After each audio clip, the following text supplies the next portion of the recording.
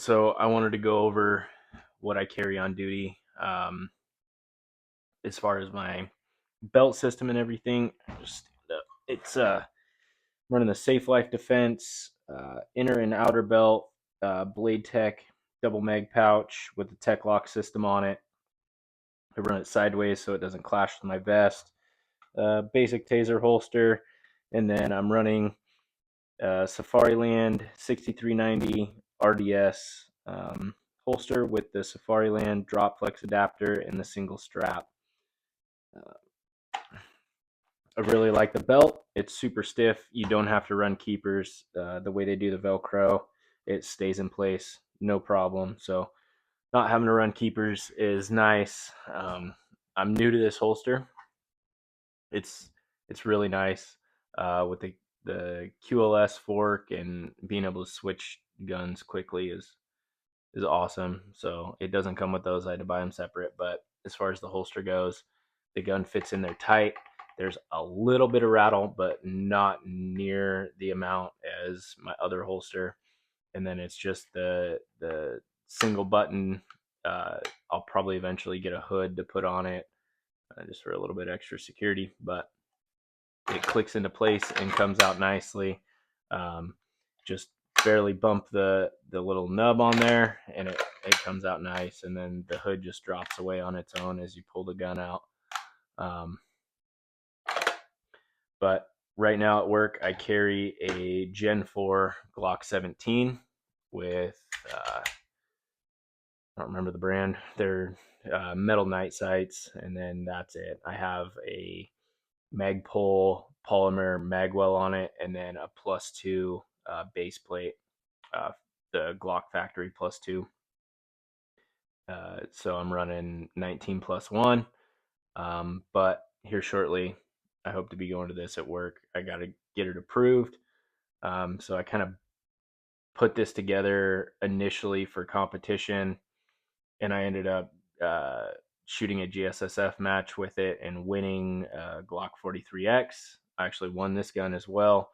Um, but yeah, I initially put it together for competition and decided I wanted to start carrying it on the road. So right now, it does have the Glock Performance trigger in there, and that will need to go away. So I'll go back to a factory Glock trigger. I really like it, but it is light, short reset. It's it's hard to beat for $100. I'm sure there's some better options out there. I don't have a ton of experience with Apex and some of the other performance trigger companies, but I do have some upgraded triggers on like my Sig 320 and my CZ SPO1. That's upgraded, so I am kind of a snob when it comes to triggers, but I mean this is pretty good for $100, and it just drops in. It's the trigger bar, and it comes with the whole assembly and just drops in. And so like I said, that'll have to come out. But as of right now, I'm running an Olight PL Pro on it. I will be going to the Streamlight TLR1 HL, but I just needed a cheap option for a light to put on here, and this is the same dimensions as the Streamlight, so it fits all the same holsters, and you don't really have to worry about finding a holster specific to this flashlight because with the Streamlight being so much more popular, this fits all the same holsters. I don't like the push buttons on it. They're harder for me to activate with my offhand. Where the Streamlight, you can just press down on the rotation tab and turn it on for that momentary use. Um, so yeah, when I started putting this together for duty purposes, the first thing I did was put on the Handle It grips, the sandpaper version. I think they have the rubber, the sandpaper, and then the extreme, which I think is a combination of rubber and sandpaper. But I just went with the sandpaper. I've been in a few situations where I had to have my gun out for long periods of time, and I'm holding it for like close to an hour, and it was about 40 degrees and raining, and I just didn't feel super secure in my grip. So after that, I immediately went out and got these. I think they're like $13 on Amazon, and the grip is so much more secure. So um, that made me want to. I put it on the 17 that I carry now. So immediately put it on this, and then once I did that, I started running into issues with the slide stop, locking open the slide. I couldn't quite get a grip on the slide stop, so I just got the factory extended slide stop, and there's no issue getting a hold of it now and locking the slide open. And we're going to be going to an optic, getting away from the iron sights. And I did a little research. I was told that it would have to be a closed emitter, so I started looking around at the different options for an optic with the enclosed emitter, and it was down to the HoloSun 509T and the EPS. Obviously, the 509T is titanium, so it's going to be maybe a little more stout when it comes to durability. But this is aluminum, and it was like $100 less. I think another difference between the EPS and the 509 is the 509 allows you to change the different reticles. I think it's the dot, the circle, and the circle dot, and this is just a dot. And I believe that one's a 3.5 MOA dot. This is a 6 MOA dot. And uh, I don't have a ton of experience with the optic yet. Um, I've shot it a little bit, um, but I like the 6 MOA dot. That's what I run on my 43X. And I thought it might be too big at distance and it would cover up too much of the target. But uh, I was shooting this at a standard IDPA silhouette target, and at 25 yards, I was able to make A zone headshots without covering up too much of the target. So I think that'll do its job. I don't need anything more precise than that, I don't think, at this point. Um, I have a Strike Industries polymer magwell coming, and that should be here soon. I'll put that on there and see how I like that. I had an aluminum one on here, but it was too big, too bulky, and I wasn't a fan of it. So I took that off, and I'm gonna go with something a little more low profile and see how that goes.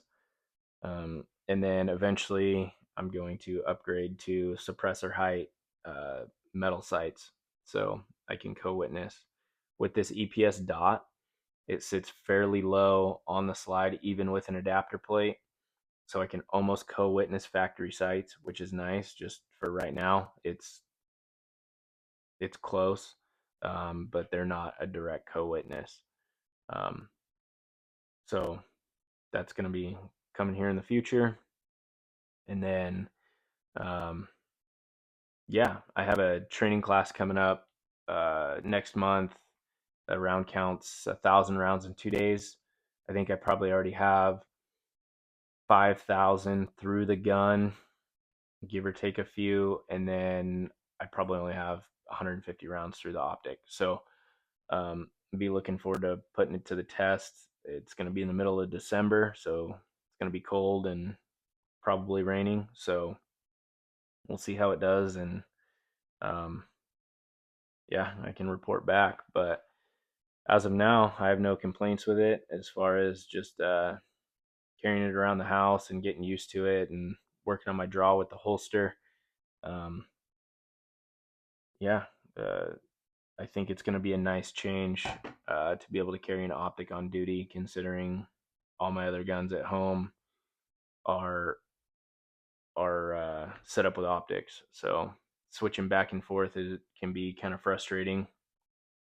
I don't notice a huge difference going from a dot to iron sights. That's generally not an issue, but when I shoot my duty gun with iron sights on it for long periods of time, being a firearms instructor, I shoot a lot.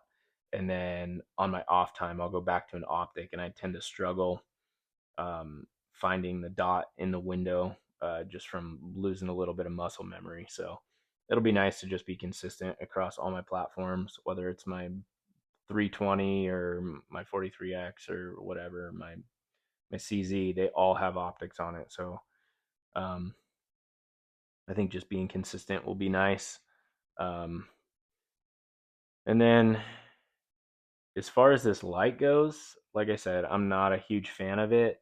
I think it's got its pros and its cons. I don't like the activator buttons, but the fact that I think it goes up to 1500 lumens. It's got two settings on it. So you tap it once and it's 300. You double tap it and it goes up to the higher setting. And then it'll return to that setting, whatever one you had it on last when you turn it on and off. And the fact that it's rechargeable, not having to buy batteries and carry batteries. Again, pros and cons. If it goes dead and I'm not able to charge it, then you're just kind of, it's out of service. But being able to replace batteries is nice, but at the same time, I don't have to buy batteries. So again, pros and cons, but at the same time, I think the TLR one's a better option.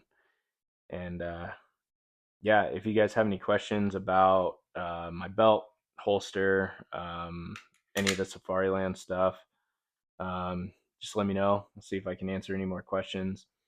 I'll probably report back after I get a significant round count through this. At least the optic.